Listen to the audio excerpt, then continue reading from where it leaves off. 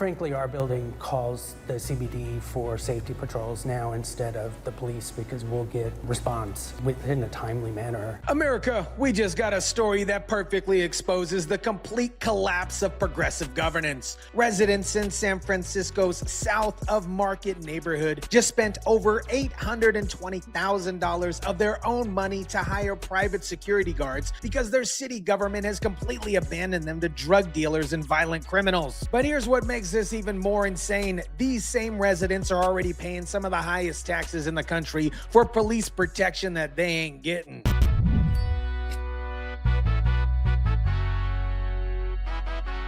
For the last 12 months, residents in San Francisco's South of Market neighborhood have had a direct line to a team of private security guards. We do heavy patrols here every hour. They cover 109 blocks of this neighborhood. We got to do our job 24/7. What is up, guys? Tyson DeLaCruz here. Thank you so much for rocking with me. This is what happens when you elect politicians who care more about enabling drug addicts than protecting taxpayers. You end up paying twice, once for your government services that don't work, and again for private solutions that actually work. Let me break down what's happening in San Francisco's South of Market neighborhood, because this is the ultimate indictment of progressive failures. The SoMo West Community Benefit District, a private nonprofit funded by local property owners, has just spent $820,000. Let me kick that back. $820,000 in the last 12 months on private security guards to patrol 109 blocks. How much money are you guys paying for security?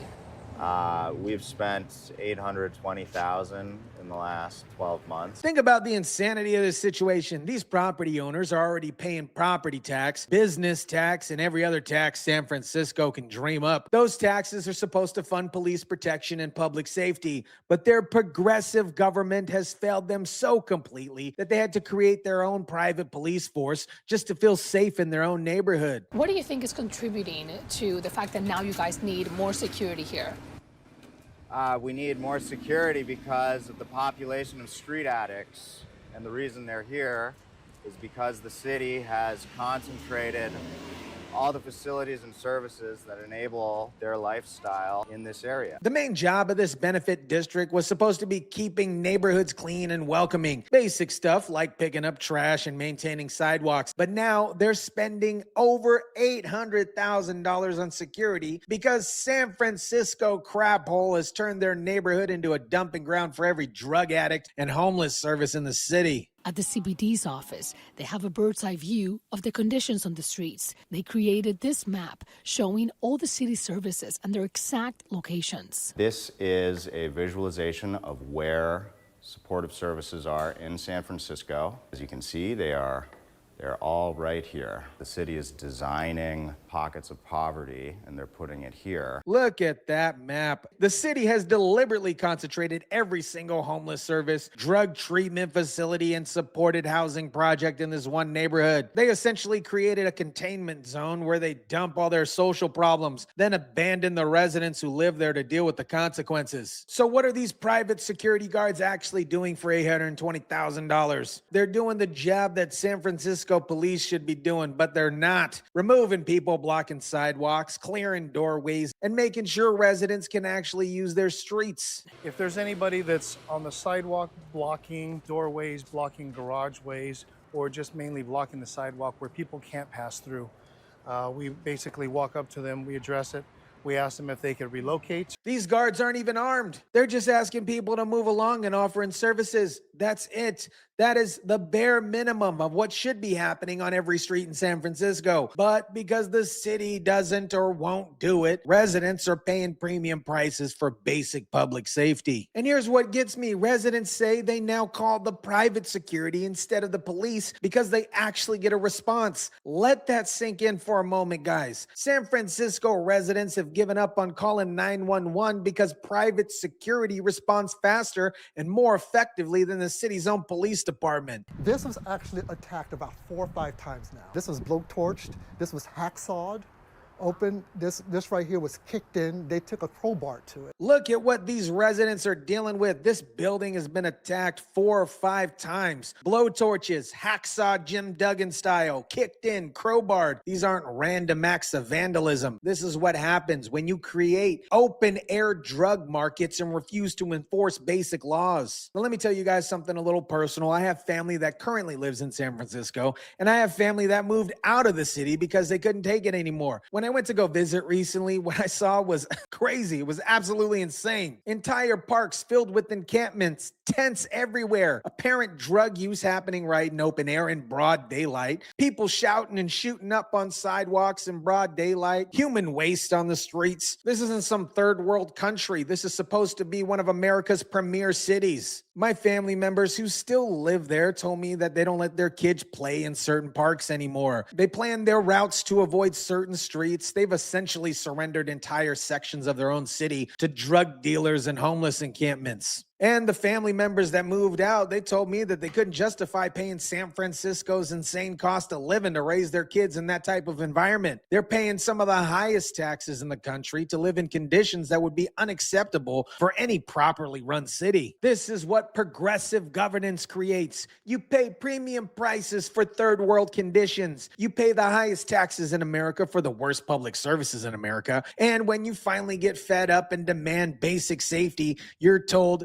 you're not being compassionate enough. Now, San Francisco officials would tell you that the crime is down. Crime is down, guys. They'll point to statistics showing violent crime dropped 10.3% in the Southern District over last year. But here's my question nobody in the city government wants to answer. Is crime down because of city policies or because residents spend $820,000 a year on private security? Even the city supervisor admits it might be the private security that's making the big difference. So San Francisco is essentially taking credit for crime reduction that residents paid for themselves. The city failed to provide basic safety. Residents hired their own security. Crime went down, and now the city wants to claim success. This is the ultimate scam. San Francisco collects billions in taxes, fails to provide basic services, forces residents to pay for their own solutions, then magically takes credit when those private solutions actually work. And here's what makes this even more infuriating. The city's homeless and supportive housing department confirmed they gave the benefit district $600,000 out of the $850,000 spent this year. So the city is essentially admitting that they can't do the jobs themselves and they're outsourcing public safety to private organizations. But wait, it gets worse. While San Francisco has been cracking down on homeless encampments in some neighborhoods, they're actually not solving the problem. Wow, who would have thought? They're just pushing it around. And one of the places seeing massive surge in homeless people in San Francisco is, get this,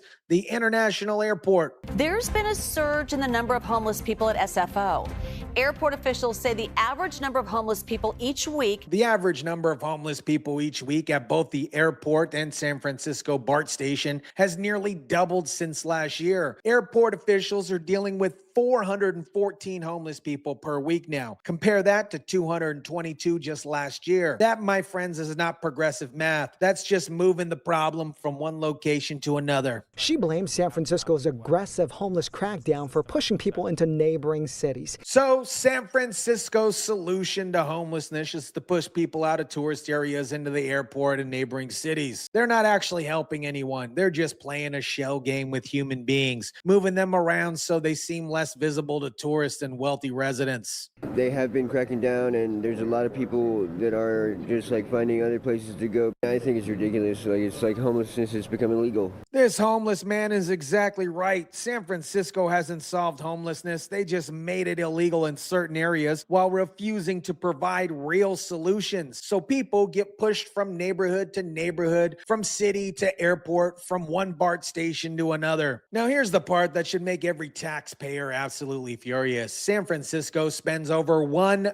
billion per year on homelessness. Let me repeat that. Over $1 billion per year. And yet the problem just keeps getting worse, not better. We will take a hard look at our funding streams and our relationships with nonprofit providers to make sure we are getting the most from the $1 billion we spend on this crisis every single year. Where, my friends, is all the money going? Well, according to the investigation, there are more than 200 nonprofits working with the homeless that are funded by city agencies. At least 5 different city departments working with the homeless population. There are 4 separate government bodies claiming to hold department accountability. We have 9 different street teams spread across 5 different departments, and they aren't communicating as well as they need to be. This is what happens when you throw money at a problem without accountability or coordination. You create a massive bureaucracy that exists to perpetuate itself, that's not actually solving problems. The report found that coordination is poor and nobody is accountable to anybody else. Duh. So you have hundreds of organizations and thousands of employees all claiming that they're addressing homelessness, spending over $1 billion a year, and the problem magically just keeps getting worse and worse and worse. Apparently, you know what works? The private security that residents paid for themselves. When you have professional security who are allowed to enforce rules and remove people blocking sidewalks, neighborhoods, guess what? Become and feel immediately safer. The south of the market residents didn't want to hire social workers or addiction counselors with that $820,000. They didn't want to fund community outreach programs or restorative justice circle bullcrap. They hired security guards to actually do what police are supposed to do: enforce basic rules and maintain public order. And guys, San Francisco, get this, it worked. Crime dropped. Businesses feel safer. Residents can walk in the street again. This proves that San Francisco's problems are not unsolvable. They're just unsolved because the city chooses not to solve them. We saw this. This is the homeless industrial complex. When is it going to stop being at our expense? I like to say that compassion costs, and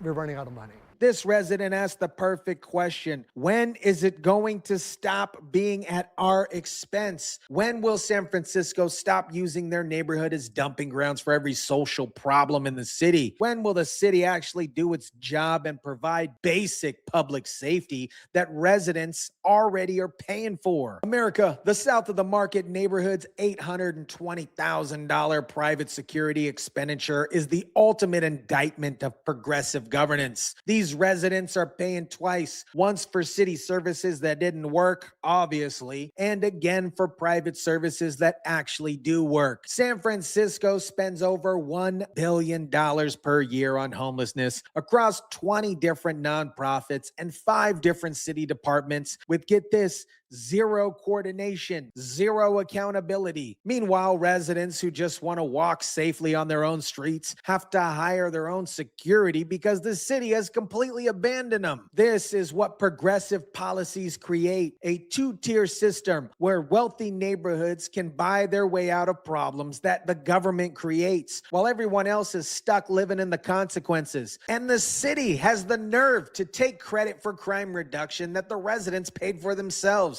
The south of market residents have proven that safety is achievable when you're willing to enforce basic rules. You don't need $1 billion bureaucracy filled with BS or 200 different nonprofits. You just need security who will remove people blocking sidewalks and maintain public order. Let me know what you guys think about this. Drop it down in the comment section down below. Smash the like button if you kindly would. Share, subscribe, and as always, guys, I'll catch you on the next.